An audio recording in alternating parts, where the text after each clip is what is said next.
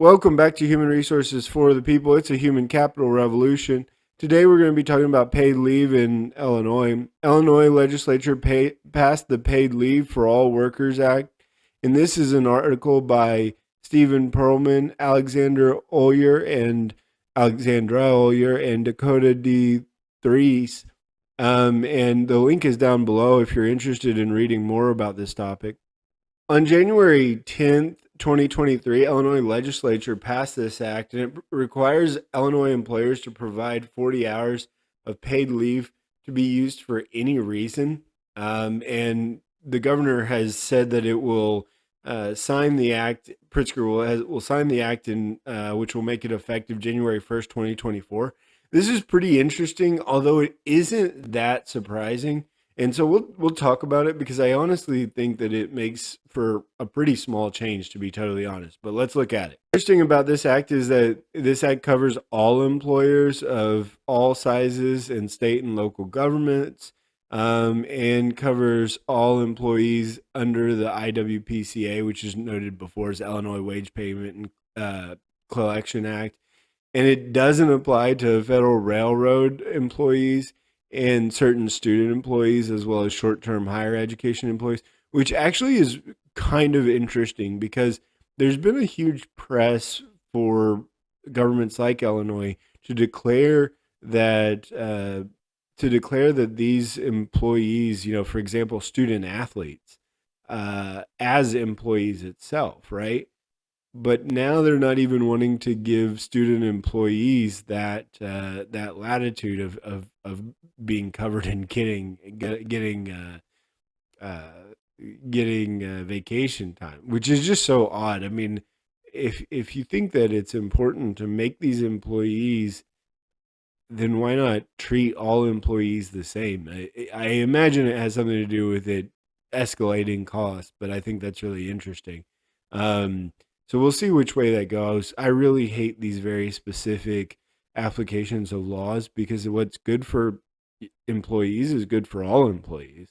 I don't think there's any need to sort of be very specific. It's very frustrating. The other thing I wanted to note here, because I thought this was interesting, is the inclusion of the Federal Railroads Act. Now, they are a whole, and I probably will have to do a whole video on this in and of itself. But the Railroad Labor Act is a enormous, wild, and crazy application of employment law in the United States. I'm not surprised that they are exempted from it, but I think it is really interesting that it's actually specifically called out in this act. So let's look at the implications of the act or what's going to happen. So it's going to take place 90 days after the start of the act. So this isn't going to really start to hit until mid-March. And they'll get up to 40 hours. They'll get 1 hour of paid leave, up to 40 hours worked, up to 40 hours per year. So you get 1 week of pay per year. It's not much. I think most companies, even the low-level companies that don't have a lot of power or anything, are starting people out at 3 weeks a year at least, maybe 2 weeks. So this is pretty minimum. I don't think this will have a huge impact on employees because the great majority of employees are working for companies that provide probably 2 weeks. However, this will kind of, sort of set the bottom, right? This will most likely push vacation hours upwards for the higher performing companies, allowing them to crush the lower paying companies. Further, covered employees may carry over unused, but if employers front load the minimum number of hours of paid leave, they're not allowed to require or to allow employees to carry them over from year to year, and it may limit an employee's use of paid leave to 40 hours a year.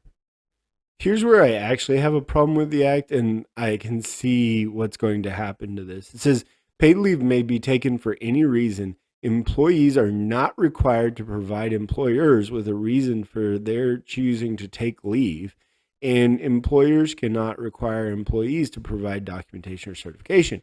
So all this means is that employees could, for example, the week of Christmas and coming up on a very busy time when the employers need them, just unilaterally take 40 hours just off the cuff without talking to them.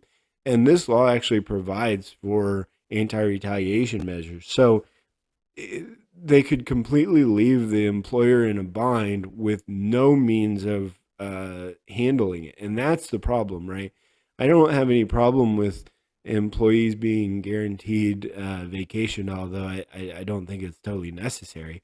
But I do have a problem of unilaterally being able to take it with no recourse. It says that if an employee's use of paid leave is foreseeable, they may require 7 calendar days, but you don't need to. You just say it's not foreseeable. You don't even tell them. There's no point to it. And this is where it gets people frustrated and gets people in trouble. There's no point in telling anyone whether or not it's foreseeable or unforeseeable because you don't need to give a reason. So why does that matter?